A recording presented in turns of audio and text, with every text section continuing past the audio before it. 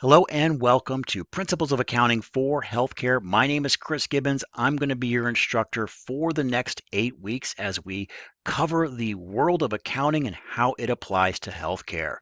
Now, I will say that in general, accounting can be a little polarizing. There are folks that absolutely love it, and then there's the rest of everybody else that kind of really doesn't get accounting or necessarily has a little bit of a phobia for it or a dislike. What I hope to do by the end of this course is at least not have you dislike accounting, but to understand it. It is absolutely essential when you are looking at being a manager, a healthcare administrator, understanding what accounting is and its importance. Accounting is the language of business. That is why it is absolutely essential that you understand that syntax.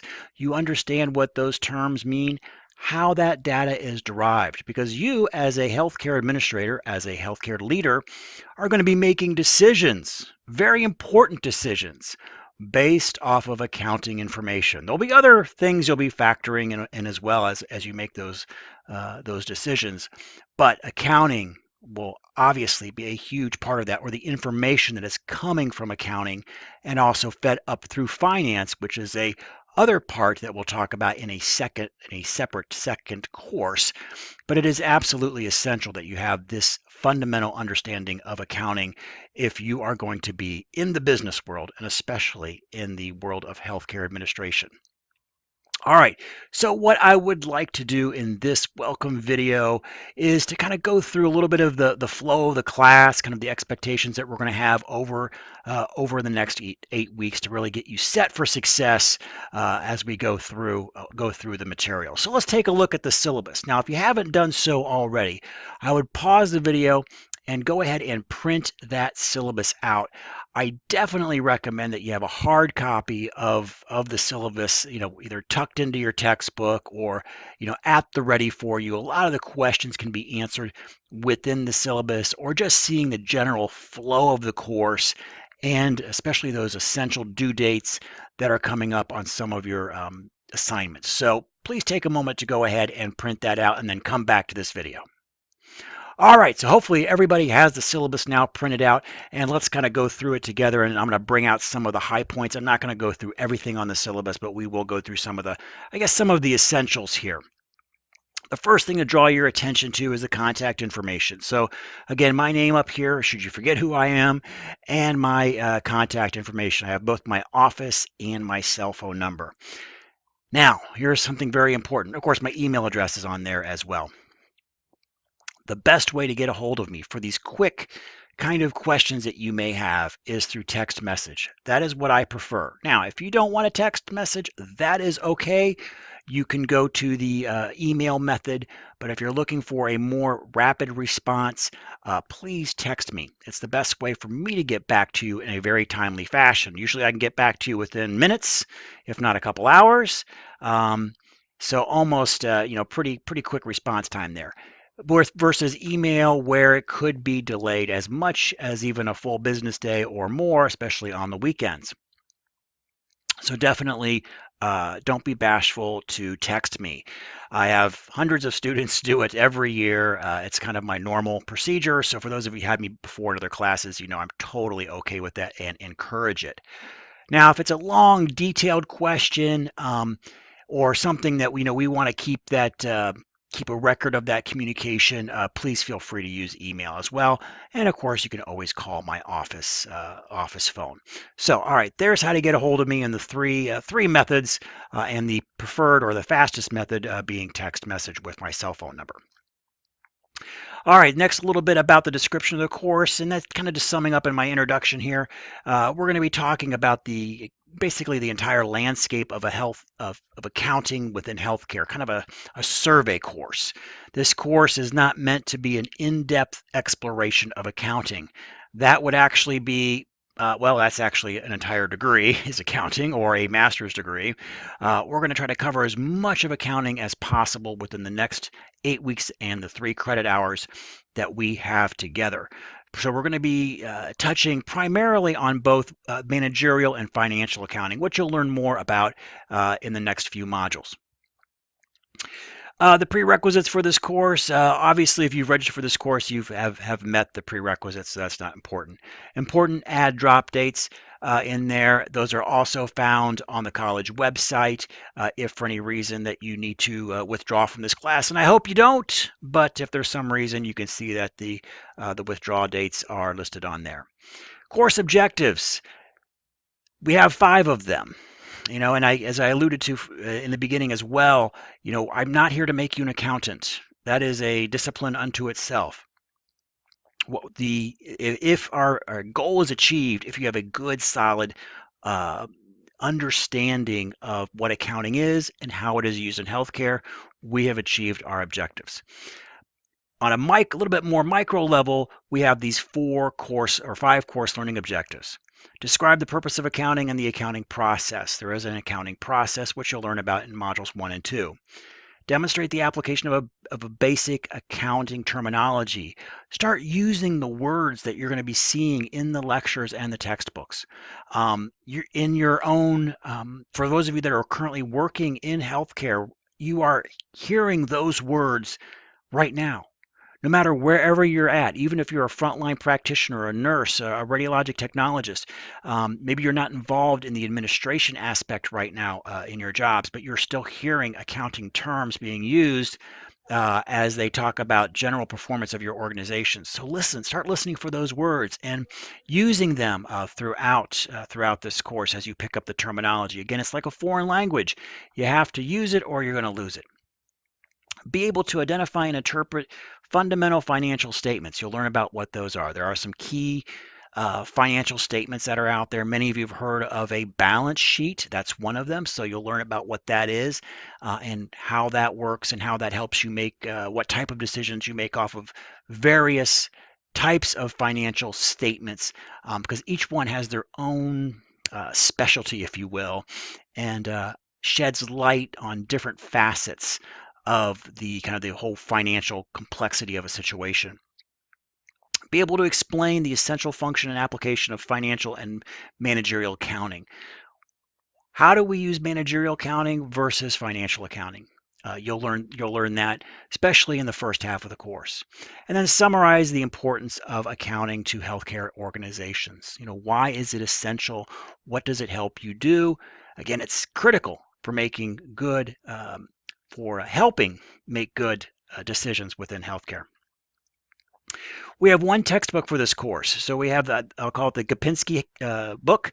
One book for this class. Let me grab it real quick here. So you'll hopefully have the textbook right now. This guy right here. I will say the Gopinski book is kind of the Bible for healthcare, finance, and accounting. It can be a little dense. This book can be a little bit of a difficult read, I'll be honest with you.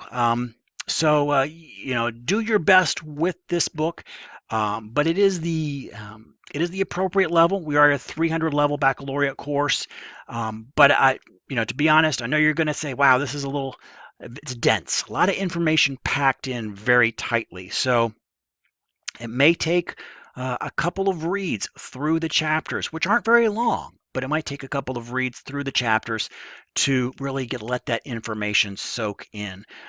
So there is that. Now, the other nice thing about this particular textbook, for those of you that are going on to the finance class in the second 8 weeks, we use this same textbook for both courses. So please do not sell or return if you're renting until the end of the semester. We'll basically go through the first half of the book for accounting, and the second half will be for finance. So that's another nice reason we have that book, to save some money there and not have to have you get 2 textbooks, just get one, and we can use them for both courses. No necessary equipment for this course. We're not going to have any, no student presentations, so you don't have to worry about having a webcam or a microphone or anything like that for this particular course. And the grades, here we go. The most important thing kind of summarized right here. What are we going to be doing in the course? So we're going to have learning activities. basically homework. That's going to be your homework area. They're going to vary from week to week on what those learning activities look like. Sometimes it'll be more workbook activities. Sometimes it might be like little mini micro essays.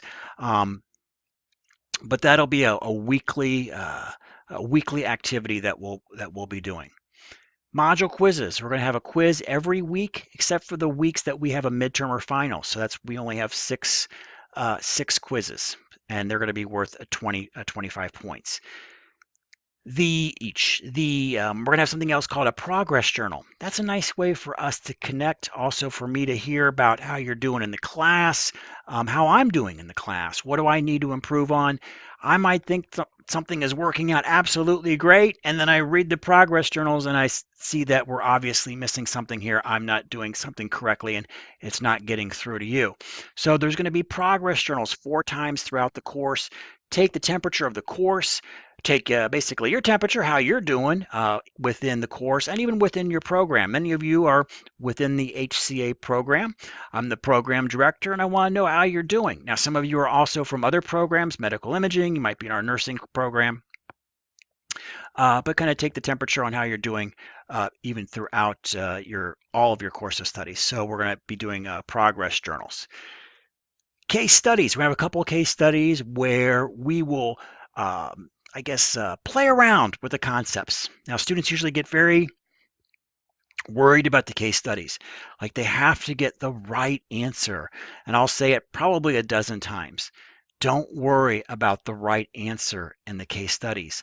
What I want to see is that you're applying some concepts that we've learned up until that point when we do the case studies. Are you using that accounting language that we've learned up until that point with these 2 case studies? That's what you're going to be graded on. Now, is there a right answer? In many cases, there is a technically right answer, but you could get a 100% on the case studies and have a totally incorrect answer. So don't worry about that. I'm really looking for process. I'll give you more information about the grading rubric as we get closer, but they definitely are process oriented. That is how you'll be graded on the case studies. And we'll have 2 of those throughout the course. We're going to have a midterm and a final. The final will be worth 20% of the grade, which I think is kind of a nice sweet spot. I don't like finals that are overly weighted or necessarily underly weighted. This is going to be at 20%. Most students do very, very well on the final. It's a nice culmination of other information that you had on quizzes and midterms, and they usually do really, really well on that final exam. All right, so we have the traditional kind of grading scale at Mercy College that's applied to most of our courses. If you've never seen this before, possibly, but do be aware that the 93 and above is an A. So if you have a 92 at the end of it, and you think, oh, I'm great, I got a 92 is actually a B. So be careful there as you're kind of shooting for whatever grade that you want to get in the class. I typically do offer extra credit at some point in the course, so stay tuned for that. Most students don't need the extra credit, but if you think that you're on the bubble, maybe you've got a 92 or you got a 93 and you want to make sure that you got a little extra cushion in there, especially maybe going into the midterm, even though most students do fantastic on the midterm, you may want to look at doing the extra credit. Usually right around module 6 or 7, I will talk about the extra credit opportunity for you. And that's pretty much it. Now, the rest of the syllabus is going to describe a little bit more detail of what these assignments are, which we've already talked about. So that's it. The course will have kind of a consistent flow as you see from module to module. We're not doing anything super creative, again, with student presentations or group coursework. I feel that for this class, you're going to find the material challenging enough. For many of you, it will be totally foreign. And again, like learning a new language, the learning curve is a little difficult sometimes to get up on speed to. So we'll keep things kind of standard with the quizzes, with the learning activities, because you're going to really be focused on kind of getting the content in here, watching the video lectures that we have in here. And again, sometimes it will require a read or two on the material located in the textbook. Going with video lectures, the video lectures are meant to supplement the course material. They're not meant to replace it. Uh, and students often either ask, "Well, can I just watch the lectures and not read the book?" No, you'll do very poorly on the quizzes. Can I not watch the other? Well, can I just skip the lectures? Well, usually I pull a little bit of information. I'll tell you pretty much consistently. I'll do this every module. A little bit of information will come out of the lectures that's not covered in the textbooks. So you will want to do both. Now, it shouldn't be lectures in general will run about 30 plus minutes a week in length. There might be three, one, two, three various lectures in there, kind of chunked up into categories. But I usually do pull some unique information out of those lectures that typically is not covered in the textbooks. So it is to your advantage to watch the lectures, take some basic notes. You don't have to go super detailed. You'll kind of know it when you see it, just basic categories that are being covered in there. If I'm going through a list of 4 or 5 things on there, you probably want to write down what those 4 or 5 things are, because it's going to come up. There's a chance those things could come up on a quiz, or you'll see that on the midterm or the final. You'll say, "Chris, where'd this come from?" Well, it was in the lecture. It was in the 15-minute mark. We talked about XYZ. So be forewarned on that. Other than that, again, the course will be pretty straightforward. If you are having any difficulties anywhere throughout this course, please let me know sooner rather than later. As most of you know, by going through 8-week courses, they fly. They go very, very fast. It is easy, very easy to kind of get yourself into a deficit that's hard to get out of. Trust me, I've actually been there in some of these courses before in my life, these accelerated courses, and it's hard. It's sometimes really hard to get out of a deficit. So let me know if you're having difficulties. Maybe you need an extension on a due date. Just kind of keep in contact with me. I know that many of you, whether you're all busy, all of you have, full-time jobs. You're working. Many of you are working in healthcare, which I understand. My background, as you see from the initials behind my name, you might be called in for a double shift, or you might have a sick child or whatnot. Where you were anticipating working on an assignment and you couldn't. Just let me know. I'm more than happy to give an extension. Where we get into trouble is if I don't hear anything from you, and then I go to grade and it's not there, and then now we get into some situations where looking at a deduction on late work. So just in general, keep in contact with me, and I'm more than happy to work with you. My focus, my approach to teaching is to get the student, to get you to the course learning objectives. Now, how we navigate that, we have a roadmap that's been laid out for us. Okay, that we've put together in this module, how we're going to be getting to those course objectives. Occasionally, we have to make a pit stop. We might be able to make a little detour. We can change that roadmap around a little bit as long as we get to that destination. So that's how I like to work with students. As long as we get to those course learning objectives, we can kind of have a little bit of wiggle room. Now, does that mean if you turn in a late assignment that there's not going to be a little deduction on points? Yes. To be fair to people who turn it in on time, yes, there is that potential to have some deduction on points. I will say historically, where students have failed this course, and not very many do, but almost 100% when they do fail that course, what has happened is that they completely do not submit an assignment, or really actually more than one, a series of assignments. Maybe it's a case study and they didn't do a quiz or two. That lack of points is what drives them into usually a D or F grade. So what I've always told students, and you'll hear this from me probably 6 times throughout this course, is in general, I accept late work. In general, I recommend that you turn it in, because even if you were to get half the points on the assignment, that could still preserve a C, a B, or even an A grade, depending on the whole big picture.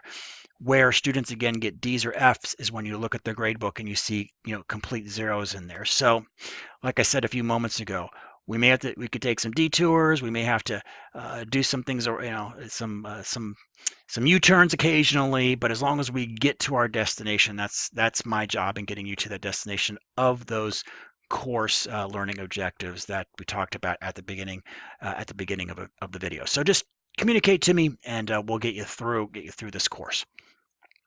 All right, that pretty much covers the our welcome for the spring 2018. We're going to be hopefully right now it's about zero negative, actually lower than that, probably about -7. And by the time we end this course, hopefully we're in the 45 degree mark in about 8 weeks, get a little bit warmer. So again, welcome to the course, and as always, thanks for watching.